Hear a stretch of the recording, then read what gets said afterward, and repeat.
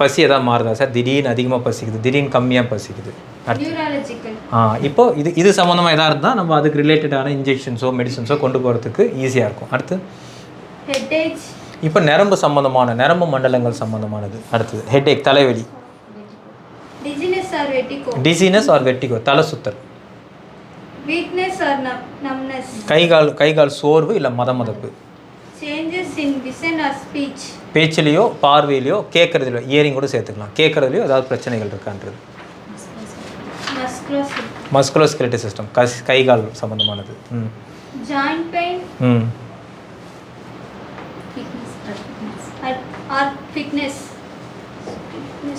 Stiffness, joint pain, முட்டு வலி இருக்குது இல்லை முட்டு வந்து இறுகுன மாதிரி இருக்கா, முட்டு வலி எதாவது இருக்கா இல்லை முட்டு இறுகுன மாதிரி இருக்கா.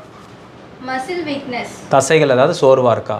டிஃபிகல்ட்டி வித் மூவ்மெண்ட், நடக்கிறதுக்கோ உட்காந்து ஏஞ்சிருக்கிறதுக்கோ படுத்து ஏஞ்சிருக்கிறதுக்கோ கஷ்டங்கள் எதாவது இருக்கா.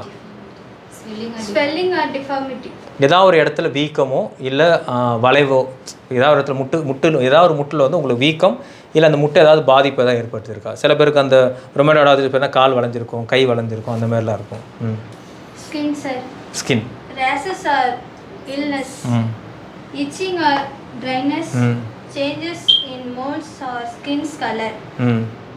ஸோ ஃபஸ்ட்டு ரேஷஸ்னது தோலில் ஏதாவது, ரேஷஸ்னால் தோலில் என்ன சொல்லுவீங்க, அரிப்பு ஏதாவது இருக்கான்றது, இச்சிங் எதாவது இருக்கான்னு கேட்குறீங்க. அப்புறம் ஏதாவது தோல் சம்மந்தமான பாதிப்பு எதாவது இருக்கா. நீங்கள் இதை தனித்தனியாக கேட்குறது பேஷண்ட்ஸ் கொஞ்சம் குழப்பம். இதை நீங்கள் என்ன பண்ணலாம், செகண்டரி சர்வேல விட்டுட்டு பிரைமரி சர்வேல தோல் சம்மந்தமாக ஏதாவது பிரச்சனை உங்களுக்கு இருக்கா அப்படின்றது கேட்டுங்க. தோல் சம்மந்தமாக ஏதாவது தொந்தரவு இருக்கா, அரிப்பு ஊரல் ஏதாவது இருக்கா அப்படின்னு ஜென்ரலாக கேட்டுங்க.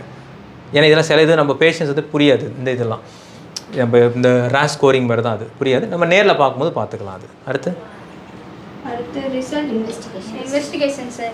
அதுக்கப்புறம் நம்ம பண்ணோம், இது வந்து நம்ம கேட்கக்கூடிய கேள்விகள். அப்புறம் அங்கே போய் பார்த்ததுக்கப்புறம் நம்ம பேஷண்ட்டுக்கு சில இன்வெஸ்டிகேஷன் பார்த்து கொடுக்க வேண்டியிருக்கும். அந்த இன்வெஸ்டிகேஷன்ஸ் என்னென்ன கொடுக்க போகிறோம், அதுக்கு நம்ம சாம்பிள்ஸ் முதல்ல எடுத்துகிட்டு போயிடணும். அங்கே போயிட்டு வந்து சாம்பிள் எப்பயுமே சாம்பிள் டியூப் கையிலே இருக்கணும். ஸோ அங்கே போனதுக்கப்புறம் பேஷண்ட்டை ஜென்ரல் ஸ்க்ரீனிங் பண்ணி பார்த்துட்டு இந்த இன்வெஸ்டிகேஷன்ஸ் என்னன்றதை ஆர்டர் பண்ணிவிட்டு அப்புறம் அசஸ்மெண்ட் பண்ணி பிளான் பண்ணி கொண்டு வரும். இந்த இன்வெஸ்டிகேஷன் காலம், இந்த காலத்தோட உங்களோட பார்ட்டு முடியுது. இந்த இன்வெஸ்டிகேஷன் காலம் வந்து டாக்டர்ஸ்க்கானது. ஸோ டாக்டர்ஸ் என்ன பண்ணணும் அப்படின்னு பார்த்தீங்கன்னா, நம்ம போய் பார்த்ததுக்கப்புறம் இந்த பேஷண்டோட ஜென்ரல் ஸ்க்ரீனிங் வச்சு நீங்கள் என்ன சஸ்பெக்ட் பண்ணுறீங்க, என்ன ஆர்கன் சஸ்பெக்ட் பண்ணுறீங்கன்னு பார்த்துட்டு அதுக்கு ரிலேட்டடான இன்வெஸ்டிகேஷன்ஸை கையோடு கொண்டு போகணும். அப்போ நம்ம இந்த கொஸ்டின்ஸ் முதல்ல நீங்கள் கேட்டுட்டீங்க அப்படின்னா நம்ம இன்வெஸ்டிகேஷன் கொண்டு போகிறது ஈஸியாக இருக்கும். இப்போ பேஷண்ட் வந்து காலில் விழுந்துட்டுன்னு சொல்கிறாங்க, ஆனால் டிஃபிகல்ட் இன் ப்ரீத்திங்லாம் சொல்கிறாங்க அப்படின்னா நம்ம கையில் நெபுலைசர் கொண்டு போகலாம், இசிஜி மிஷின் கொண்டு போகலாம், எல்லாமே எடுத்துகிட்டு போகலாம். நெபுலைசருக்கான இன்ஸ்ட்ருமெண்ட்ஸ் எல்லாமே எடுத்துகிட்டு போகலாம். ஒரு பீக் ஃப்ளோமீட்டர் கொண்டு போகலாம். எல்லாமே நம்ம அங்கேயே அசஸ் பண்ணிடலாம். அப்போ ஒரு ஹோம் கேர்னால் வந்து கம்ப்ளீட் கேர் ஆகிடும். நம்ம போய் பீக் ஃப்ளோமீட்டர் எடுத்து போதும் சால்பிட்டமால் சேர்த்து எடுத்துகிட்டு போயிடும். அப்போ போய் பீக் ஃப்ளோமீட்டர் பார்த்துட்டு சார் உங்கள் ரெஸ்பிரேட் இவ்வளோ கம்மியாக இருக்குது, இவ்வளோ அதிகமாக இருக்குது, இதெல்லாம் உங்களுக்கு சரி பண்ணணும் போது பேஷண்ட்டுக்கு வந்து அப்படி இருக்கும். சரிங்களா, இதுதான் நம்மளுக்கு தேவை. இதெல்லாம் எதுவுமே நம்மளுக்கு கஷ்டம் கிடையாது. இதெல்லாம் வந்து கொஞ்சம் ப்ரிப்பேர்டாக இது வந்துச்சுன்னா இது வேலையை நினைக்காம இதில் ஒரு ஆர்வத்தை நம்ம காட்டினாலே போதும். அப்புறம் அசஸ்மெண்ட் பண்ணதுக்கப்புறம் டாக்டர்ஸ் எல்லாம் அசஸ்மெண்ட் பண்ணுவாங்க. நம்ம என்ன பிளான் பண்ண போகிறோம், இந்த பேஷண்ட் வந்து இப்போ போலீஸ் கத்திட்டு போடணும், இந்த பேஷண்ட்டுக்கு வந்து இப்போது இந்த மாதிரி மருந்துகள் கொடுக்க போகிறோம் அப்படின்றது பார்த்துட்டு கொண்டு வரணும்.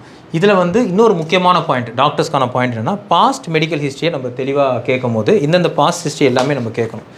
பாஸ்ட் ஹிஸ்ட்ரி எப்படி ஒரு படிங்க, பாஸ்ட் ஹிஸ்ட்ரி ஏற்கனவே சில பிரச்சனைகள் இருக்கான்னு கேட்டிருக்கோம் இல்லையா. அந்த பாஸ்ட் ஹிஸ்ட்ரி சப்போஸ் ரொம்ப ஏஜ்டாக இருக்காங்க, ஒரு 60 இயர்ஸ்க்கு மேலே இருக்கிறாங்கன்னா பாஸ்ட் ஹிஸ்ட்ரி வச்சு நம்ம நிறைய டீட்டெயில்ஸ் கலெக்ட் பண்ணலாம். அந்த பாஸ்ட் ஹிஸ்ட்ரி பற்றி ஜென்ரலாக தெரிஞ்சுங்க. இது வந்து கண்டிப்பாக கேட்க வேண்டியது, இது நீங்கள் தெரிஞ்சிக்க வேண்டியது. பாஸ்ட் ஹிஸ்ட்ரி எப்படி கீழே படிங்க, அந்த டாட்டாக இருக்கிறத படிங்க. Pressure, okay, diabetic mellitus, asthma, chronic obstructive lung disease, cigarette பிடிக்கிறதால வரக்கூடிய லங் டிசீஸ், ஹார்ட் பிரச்சனைகள், பக்கவாதம், kidney, chronic kidney disease, kidney பிரச்சனை, கல்லீரல் பிரச்சனை, தைராய்டு பிரச்சனை. அடுத்தது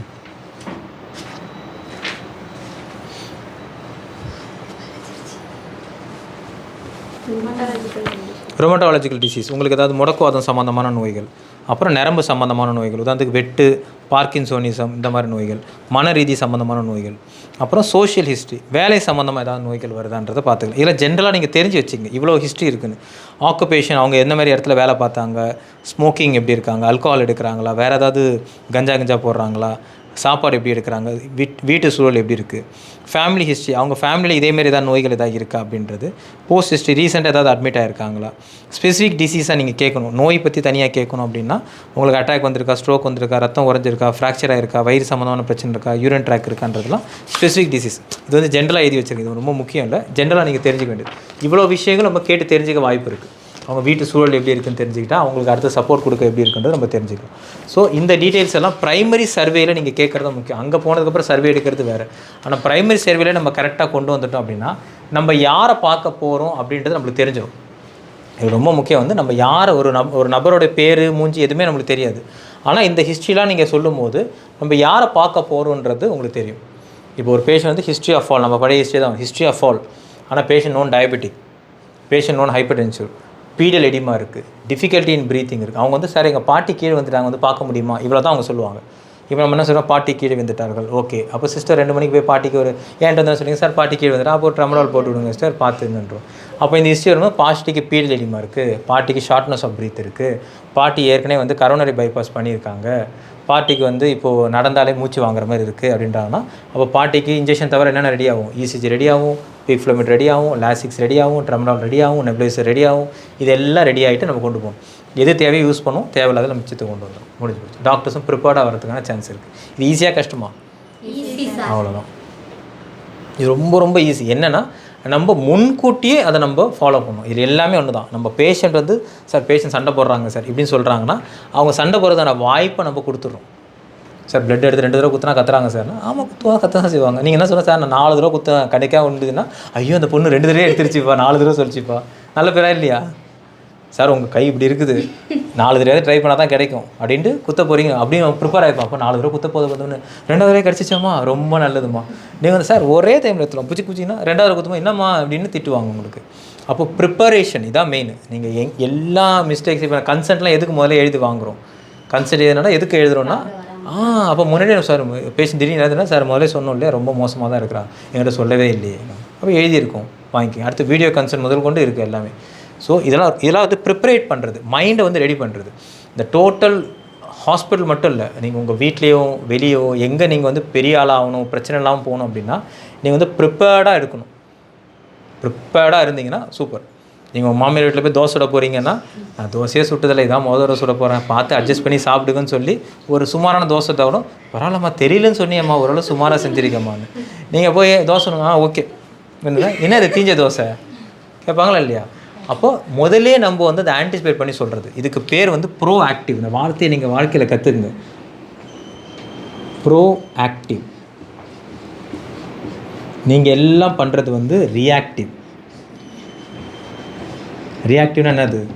ஒரு பிரச்சனை வந்ததுக்கப்புறம் அதை வச்சு ஐயோ அப்படி பண்ணிட்டாங்க இப்படி பண்ணிட்டாங்க அவங்க திட்டாங்க இவங்க அடிச்சிட்டாங்க. ப்ரோ ஆக்டிவ்னா இதெல்லாம் வரும்னு எனக்கு தெரியும், இதெல்லாம் நடக்கும்னு எனக்கு தெரியும், அதுக்கு முன்னாடி நீங்கள் செய்கிறது, அதுக்கு பேர் தான் ப்ரோ ஆக்டிவ். யாரெல்லாம் ப்ரோ ஆக்டிவாக இருக்காங்களோ அவங்க வந்து பார்த்திங்கன்னா ரொம்ப ஈஸியாக சில விஷயங்களை கடந்து போயிடுவாங்க. இதெல்லாம் நடக்கும் தெரியும், தரந்து தான் செய்கிறேன், இதெல்லாம் முன்னாடியே எனக்கு ப்ரிப்பேர் பண்ணிட்டேன், இதெல்லாம் வரும் இதெல்லாம் வரும். இதில் வந்து நிறைய எக்ஸ்பீரியன்ஸை நீங்கள் கெயின் பண்ண வரும். எக்ஸ்பீரியன்ஸ்னால் உங்களோட எக்ஸ்பீரியன்ஸ் மட்டும் இல்லை, சுற்றி எல்லா எக்ஸ்பீரியன்ஸையும் நீங்கள் கவனிக்கணும். ஒரு பிரச்சனை வருது, ஒரு பேஷண்ட்டு கூட ஒரு ப்ராப்ளம் வருதுன்னா லேபில் என்ன ப்ராப்ளம் வந்து மெடிக்கல் என்ன ப்ராப்ளம் வந்து நீங்கள் எல்லா ப்ராப்ளத்தையும் நீங்கள் தெரிஞ்சுக்கிட்டிங்கன்னா நீங்கள் அதை வராமல் தடுத்து நிறுத்திடலாம். ஆனால் நீங்கள் வந்து உங்களுடைய லெவலை மட்டும் வச்சுட்டு திருப்பி அந்த தவறு பண்ணிங்கன்னு வச்சுக்க மாட்டிப்பீங்க. இதுக்காக தான் சில ரூல்ஸ் அண்ட் ரெகுலேஷன்ஸ் இந்த மாதிரி ப்ரோட்டோகால்ஸ் இதெல்லாம் கொண்டு வந்திருக்கும். கண்ணை மூடிட்டு அதை ஃபாலோ பண்ணுங்கள். நான் அன்றைக்கி சொன்னதான் இன்றைக்கும் சொல்லியிருக்கேன். லாஸ்ட் மீட்டிங் நான் சொன்னேன், உங்களுக்கு அதில் என்ன நடக்குதுன்னு நீங்கள் புரிஞ்சிக்கிறதுக்கான பக்குவமோ வயசோ உங்களுக்கு கிடையாது. ஸோ அதை நீங்கள் புரிஞ்சிக்க நினைக்காதீங்க. ஏன் இதெல்லாம் கேட்குறாங்க, இந்த ஒன்று தான் இதெல்லாம் சும்மா இது பேப்பர் எடுத்துகிட்டு வந்துட்டே இருக்குது, அது விஷயம் இல்லை. இது ஏன் நடக்குதுன்னு உங்களுக்கு இப்போ புரியாது. ஆனால் நடக்கும் போது இது அடுத்தடுத்த ஃபார்ம் போகிறதுக்கு ரொம்ப ஈஸியாக இருக்கும். அது நடக்கிறதுக்கான நேரம் வரும்போது கரெக்டாக நடத்தும். இப்போ அதுக்கான நேரம் வந்துருச்சு. அப்போ நம்ம அடுத்த ஸ்டேஜ் கொண்டு போகிறதுக்கு ரெடியாக இருக்கும். ஓகே, ஃபாலோ பண்ணுவோமா இதை? குட்.